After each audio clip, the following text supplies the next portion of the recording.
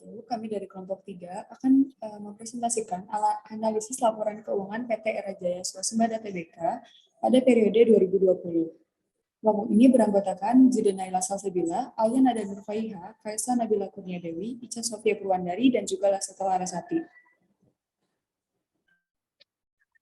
Current ratio pada tahun 2020 menunjukkan angka 1,4, artinya PT Era Jaya memiliki kemampuan yang baik dalam melunasi utang lancar dengan aktiva lancarnya dan menandakan bahwa perusahaan masih sehat. Kemudian ada quick ratio pada tahun 2020 menunjukkan angka 0,8, artinya PT Era Jaya tidak mampu menunaikan atau membayar hutang lancar dalam satu siklus operasional tertentu. Kemudian ada cash ratio menunjukkan angka 0,3 pada 2020, artinya PT Era Jaya memiliki kewajiban lancar yang lebih banyak daripada kas dan setara kas. Ini berarti uang tunai yang dimiliki perusahaan tidak cukup untuk menunaikan hutang jangka pendek yang dimilikinya. Rasio solvabilitas yang pertama itu ada debit of equity ratio. Pada tahun 2020 memiliki hasil 0,9715 atau 9715%. Artinya, PT Era Jaya mengalami gagal bayar, maka ekuitas perusahaan terbukti mampu membayar utang-utang tersebut. Selanjutnya, debit to total asset ratio pada tahun 2020 memiliki hasil 0,4926% atau 49,26%. Artinya, hasil dari biaya ekuitas keuangan PT Swasembada terhadap utang masih dinilai baik. Selanjutnya, ada times intern earned ratio pada tahun 2020 dengan hasil 5,7771 atau 577,71%. Artinya, Era Jaya memiliki kemampuan untuk membayar bunga utang perusahaan sebab persentase bunga perusahaan kecil sehingga komponen beban bunga tidak mengganggu laba bersih. Long-term debt to equity ratio pada tahun 2020 dengan hasil 0,0668 atau 6,68%. Pada tahunnya, nilai masih tergolong kecil sehingga rasio kerugian pun kecil.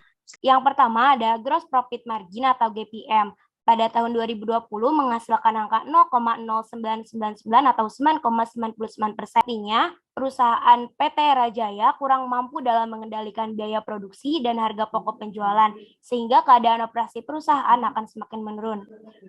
Selanjutnya, yaitu ada NPM atau net profit margin. Pada 2020, PT Era Jaya menghasilkan angka 0,196 atau 1,96%, yang artinya semakin tinggi rasio NPM, maka akan semakin baik perusahaan memaksimalkan laba bersih dan semakin mampu meminimalkan beban. Rasio yang dihasilkan Era Jaya masih berada di bawah standar, yang artinya kondisi perusahaan dalam kondisi kurang sehat. Next. Selanjutnya ada return of investment. Pada 2020, PT Era Jaya menghasilkan angka 0,0598 atau 5,98%, yang artinya PT Era Jaya berada pada angka yang positif. Artinya strategi investasi yang kurang tepat sehingga harus menyusun strategi baru dan membandingkannya dengan industri sejenis. Selanjutnya, ada return of equity. Pada tahun 2020, PT Era Jaya menghasilkan angka 0,1179 atau 11,79%, yang artinya terdapat kenaikan yang signifikan yang membuat PT Era Jaya pada tahun 2020 dikategorikan memiliki nilai yang baik yang membuat investor semakin semangat untuk menanamkan modal. Selanjutnya, ada opening profit margin. Pada tahun 2020, PT Era Jaya menghasilkan angka 0,323 atau 3,23%, yang artinya menunjukkan hasil yang baik karena menunjukkan bahwa PT Era Jaya memiliki kemampuan dalam meminimalkan biaya produksi dan biaya operasional. Yang pertama ada penjualan aset tetap yang menghasilkan 1,1 kali di tahun 2020. Artinya, di setiap Rp1, aktiva tetap dapat menghasilkan 1,1 penjualan di tahun 2020. Yang kedua ada perputaran total aset yang menghasilkan 0,1 kali di tahun 2020 maupun 2019.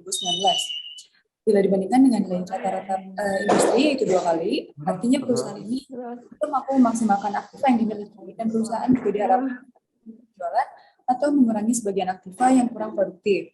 Next. Untuk receivable turnover, tahun 2020 menghasilkan 1,4 kali dan tahun bila dibandingkan dengan nilai rasio rata-rata industri yaitu sebanyak 15 kali, artinya kemampuan perputaran di utang perusahaan termasuk rendah dan besar kemungkinan adanya over investment.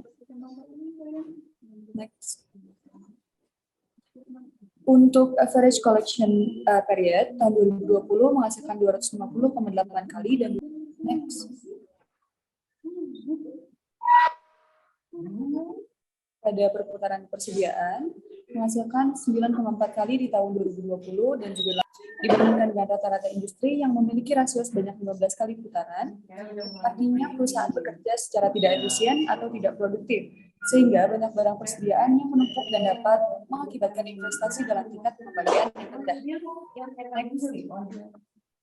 Untuk average days inventory, menghasilkan 81,5 kali di tahun 2020 dan jika dilihat dari data tersebut, maka secara keseluruhan pertumbuhan keuangan PT Era Jaya Swasembada Tbk khususnya jika dilihat dari posisi keuangan perusahaan dari tahun 2019 ke 2020 mengalami peningkatan. Hal itu dapat dilihat dari kenaikan pendapatan dan jumlah aset lancar lebih tinggi daripada jumlah hutang. Dapat disimpulkan bahwa rasio growth atau rasio pertumbuhan PT Era Jaya Swasembada Tbk mengalami peningkatan dan dapat dikatakan perusahaan yang sehat. Baik, mungkin sekian analisis dari laporan keuangan PT Era Jaya Swasembada Tbk tahun 2020.